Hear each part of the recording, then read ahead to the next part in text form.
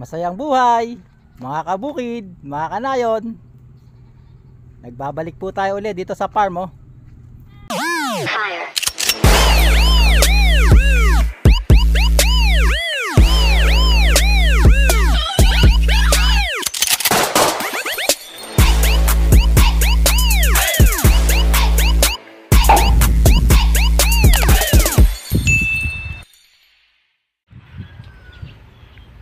Mga kabukid, mga kanayon. Tara, pasukin natin yung ating munting bukid, yung lagay nito. Ayan.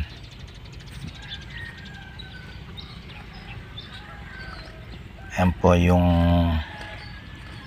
update natin para sa ating munting sinasaka.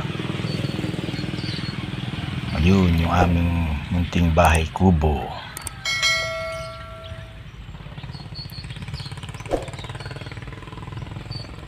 Ayan yung mga puno na tinanim namin sa yung mga halaman na bougainvillea. Yan naman yung manukan. Palibasa summer na o tag-init na, kaya blooming na blooming yung mga bulaklak ng bougainvillea. Ayan, napakaganda.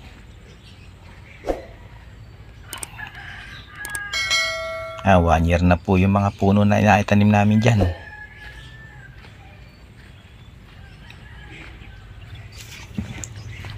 Nakakatanggal ng pagod kapag ganyan yung makikita mo sa mga halaman at saka sa mga itinanim namin na mga fruit bearing trees dito sa aming bukid.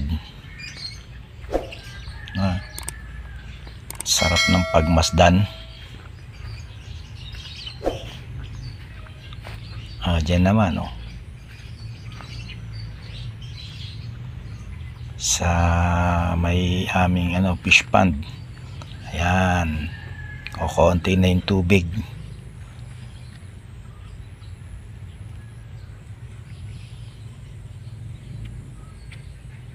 Kahit pa paano naman, okay lang naman yung fish pond namin.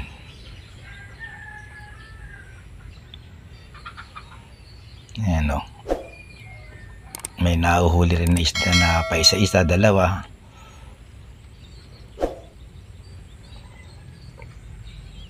Ayan naman yung aming lemongrass Diyan sa may daanan, malago na.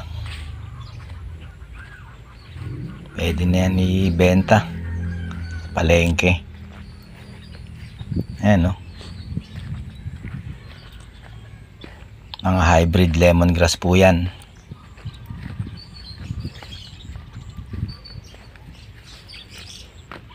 Tuyo na yung mga lupa.